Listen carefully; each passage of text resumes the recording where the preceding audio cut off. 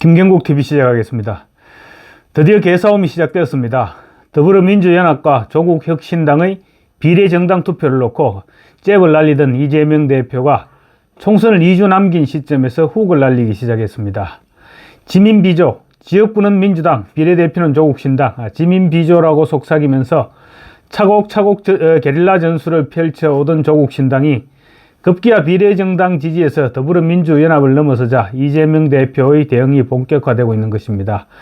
특히 뉴스원 광주 전남본부와 광남일보, 광주매일, 남도일보, 전남매일 등 5개 언론사 공동 명의로 21일부터 22일까지 진행된 광주 광산을 비례대표 정당 선호도 조사에서 조국혁신당에 투표하겠다는 응답자가 40%를 넘어서 40.8%로 30.0%를 얻은 더불어민주연합을 오차 범위 바깥으로 밀어내는 것으로 나타나자 민주당과 이재명이 충격을 받은 눈치입니다. 비례정당뿐만 아니라 정당 지지도에서도 민주당은 48.7%로 쪼그라들었고 그 자리에 조국혁신당이 21.1%나 치고 들어오면서 이재명 대표가 깜짝 놀란 모습입니다. 지금까지도 어느 정도 견제를 해왔던 것도 사실이지만 이제부터 본격적인 경쟁 상대로 인식하기 시작한 모양새입니다. 이재명 대표는 최근 들어 조국혁신당이 지민비조 내지 비조지민을 외치고 있는 것과 관련해서 지역구도 민주당, 비례대표도 더불어민주연합을 의미하는 몰빵론을 제기하면서 서서히 차별화 강도를 높여왔죠.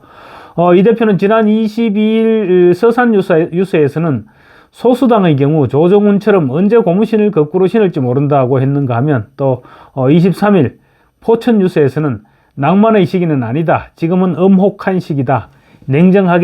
정말로 냉정하게 판단해야 될 시기라는 말로 조국신당에 대한 견제 강도를 점차 높여왔습니다. 민주당 전국청년위원회 총선기획특별위원회도 25일 온라인 SNS를 통해서 지역구 1번인 민주당과 비례대표 3번인 더불어민주연합 지지를 호소하는 더불어 일어나세 1세 3 그렇게 더불어 일어나세 캠페인을 시작한다고 선언했습니다. 조국혁신당에 대한 본격적인 선언에 나선 것입니다. 조국혁신당에 대한 지금까지의 견제 내지 차별화가 소극적이었다면 이재명 대표의 오늘 공격은 직접적이고 강력했습니다. 이 대표는 오늘 오후 경남 김해 3개수리공원 내 광장에서 가진 유세를 통해 조국 대표 일가족에 대한 직접적인 공격을 시작했습니다. 이 대표는 무서워서 말도 못하고 열심히 일해도 일자리도 없고 공정한 경쟁이 보장되지 않아서 누군가가 논문을 위조해서 새치기나 하는 그런 세상을 물려주면 안 되지 않나 라면서 공정을 거론하고 나섰습니다. 따지고 보면 이재명 대표가 공정을 언급하는 것이 웃긴 일이죠. 말도 안 되는 일인데 어쨌거나 조국이라고 하면 불공정을 떠올리게 되고 특히 2030 세대들에게 조국은 거의 불공정의 대명사 비슷하게 그렇게 인식되고 있다는 점을 겨냥한 것으로 보입니다. 이 대표는 저기 어린 학생들한테 우리가 좋은 세상을 물려줘야 하지 않겠느냐 이렇게 말해서 조국 자녀의 입시 비리를 우회적으로 지적했다는 분석도 나오고 있습니다. 이 대표는 그러면서 밤에 투잡 서리잡 뛰고 정말 죽을 둥 살 둥 일해서 자식들을 공부시키고 있죠. 자식들이 좀 더 나은 세상에서 행복하게 살려고 정말 노력하지 않느냐라면서 그 노력도 정말 중요하다. 그런데 더 중요한 것은 우리 자식들이 실력을 키워도 기회가 없는 세상에서는 방법이 없다. 우리 자식들한테 기회가 있는 세상, 희망이 있는 세상을 물려줘야 된다. 우리의 미래도 내가 열심히 일하는 것도 중요하지만 공정한 세상을 만들어야 된다면서 거듭거듭 공정의 중요성을 강조했습니다. 조국 대표가 들으면 너나 잘해 라고 이렇게 얘기할 것 같습니다. 그렇지만 이재명 대표 그런 것은 신경 쓰지 않는 사람이죠. 또 국회 일당을 그들이 하게 되면 국회의장을 뺏기게 된다 이렇게 얘기하면서 우군이 많은 건 좋지만 아군이 더 많아야 된다라면서 또 계속 민주당 몰빵을 지금 이제 주장하고 있는 것입니다. 그래서 이재명 대표가 경남 지역을 돌면서 그 같은 말을 하면 사람들이 좀 전에 제가 조국 생각을 얘기했듯이 너나 잘해 니나 잘해 이렇게 말했을 가능성이 높아 보입니다. 그렇지만 어쨌거나 이재명 대표 입장에서는 조국 대표의 고향인 PK 지역에서 꼭 그렇게 말을 하고 싶었던 것 같습니다. 지금 민주당 안팎에서는 조국혁신당의 상승세를 지금 꺾지 못할 경우 연합위성정당에서 진보당 등에게 떼어지고 나면 민주당이 순수하게 차지할 수 있는 의석이 한 자릿수에 그쳐서 제1당 목표에 차질이 생길 수도 있다. 이런 불안감이 점차 팽배해지고 있습니다. 조국 대표에 대한 이재명 대표의 이 같은 직접적인 공세에 대해 조국혁신당은 현재까지는 가급적 개싸움은 피하겠다. 이런 입장을 보이고 있습니다.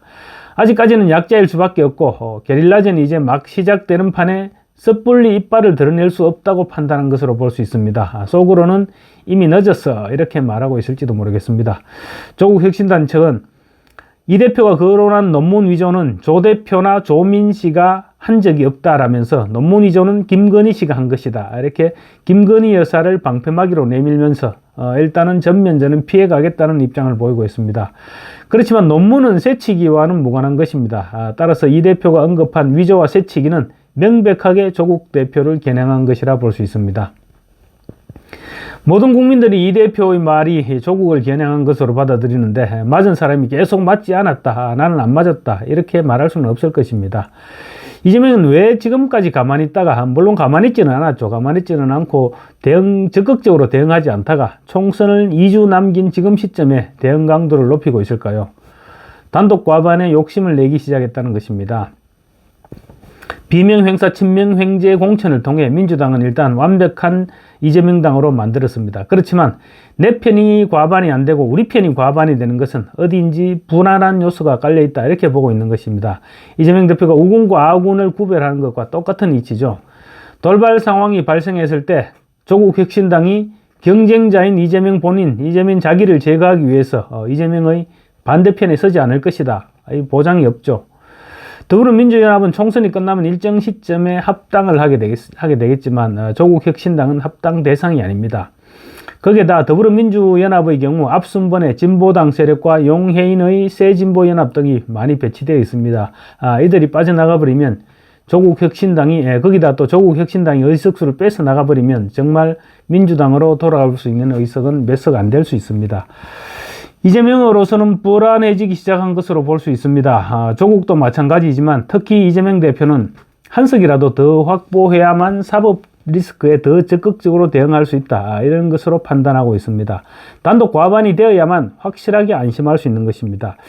자칫하면 총선 이후 조국 대표와 야권 주도권을 놓고 경쟁을 벌여야 하는 그런 상황이 올 수도 있습니다. 물론 의석수에서는 비교가 안 되죠. 비교가 되지 못하지만 비례정당 투표율에서 만약에 조국신당이 전국적으로 앞서기라도 한다면 좌파 진영 차원에서 조국신당이 민주당에 대들 수 있는 명분을 제공하게 되는 셈입니다. 특히 광주 광산을 여론조사 아까 말씀드렸다시피 이재명 대표에게는 충격적이 아닐 수 없습니다. 비례정당 투표에서 10%포인트 이상 뒤졌고 정당 지지율에서도 민주당이 48.7%로 쪼그러들었고 그 자리에 조국혁신당이 21.1%나 치고 들어왔다. 이 부분은 이 대표 입장에서는 절대 용납할 수가 없을 것입니다. 사법 리스크를 앞두고 있는 이 대표 입장에서 언제 안방을 빼앗길지도 모른다. 이런 위기감 정말 피하고 싶은 상황이죠. 조국 대표가 곧 대법원 최종심을 앞두고 있다고는 하지만 100% 유죄 선고를 장담할 수가 없습니다. 이재명 본인의 경험도 있죠. 친형 정신병원 강금과 관련한 허위사실 유포 혐의로 항소심에서 벌금 300만 원을 받았습니다. 사실은 그대로 대법원에서 확정되면 이 대표의 정치 생명은 끝나는 것이었습니다. 다들 끝났다 이렇게 생각했었습니다. 그렇지만 이재명 대표 대법원에서 기사회생한 경험이 있거든요. 그 조국 대표라고 대법원에서 판사를 잘 만나지 못하라는 법도 없죠. 법조계에 따르면 대법원은 각 부마다 4명의 대법관이 있는데 대법원은 만장일치제로 운영되는 만큼 4명 가운데 1명이라도 반대하면 이 사건이 다시 전원 합의체로 넘어가게 된답니다. 이재명 선거법, 이재명 대표가 살아남은 그 선거법 파기환송 케이스가 바로 그 케이스입니다. 그래서 이재명 대표 본인도 너무 잘 압니다. 조국 대표가 지금 아직까지는 죽은 목숨이 아니라는 것을요. 조국 재판도 전원 합의체로 넘어가게 되고 자신이 그랬던 것처럼 기사회생하게 되면 이번에는 진짜 강력한 대권 라이벌이 되는 것입니다. 더군다나 이재명 대표 자신은 여러 가지 사법 리스크도 안고 있는 상태입니다. 갑자기 전세가 역전될 가능성 충분히 있습니다. 이런 측면들을 생각할 때 앞으로 남은 기간 동안 이재명 대표의 조국 혁신당 견제 강도는 점점 높아지지 않을까 이렇게 예상할 수 있을 것 같습니다. 만약에 이재명 대표의 견제 강도가 계속 높아지면 조국 대표는 어떻게 할까? 일단 오늘은 애서 이제 우리한테 한 공격이 아니다 라면서 덮고 갔는데, 이재명 대표가 더 노골적으로 나온다면 다른 방법을 선택할 수밖에 없을 것입니다. 만약에 조국 대표가 반칙을 거듭하고 재판에도 출석하지 않고 온갖 혐의로 재판을 받고 있고 아직도 검찰 수사가 진행 중인 사건들이 남아있고 과거 여배우와 놀아난 사람이 언제까지나 야당 대표를 해서 되겠느냐, 이렇게 공격이라도 해주면 참 더할 나위 없겠지만 아마 그렇게까지는 갈 일은 없을 것 같고, 그렇다고 2주일 동안 막고만 있을 수는 없는 만큼 이재명 대표의 강도에 맞춰서 일정 부분 대응이 불가피하지 않겠느냐, 이렇게 전망됩니다. 문제는 양측의 시비가 붙으면 지지자들은 이제 전쟁을 하게 된다는 것입니다. 개딸들은 배은망덕하다면서 조국을 비난할 것이고 조국 역시 열혈 지지자들이 맞싸움을 벌이게 될 것입니다. 조국 대표 입장에서도 최대한 많은 의석이 필요하기는 마찬가지입니다. 어떻게 보면 이재명 대표보다 더 절실할 것입니다. 왜냐하면 지금 조국 대표는 시일이 너무 촉박하죠. 총선이 끝나면 정말로 가까운 시일 내에 대법원의 확정 판결 기일이 잡힐 것입니다. 국회의원 의석수 대여섯석짜리 정당의 대표와 두 자릿수, 원내교섭단체까지는 못 되겠지만 정계 개편을 하면 원내교섭단체를 노려볼 수도 있는 두 자릿수 의석을 가진 정당의 대표, 그리고 대여섯석짜리 정당의 대표, 그 두 가지 대표를 보는 대법관들의 시각도 분명히 달라질 수밖에 없기 때문입니다. 결과적으로 이재명과 조국이 개싸움을 앞두고 있는 것은 소속 정당의 미래보다는 두 사람이 서로서로의 사법 리스크가 더 큰 영향을 끼칠 수 있다는 점에서 일단 불이 붙으면 더 까칠해진 신경전이 벌어지지 않을까, 이렇게 예상됩니다. 감사합니다.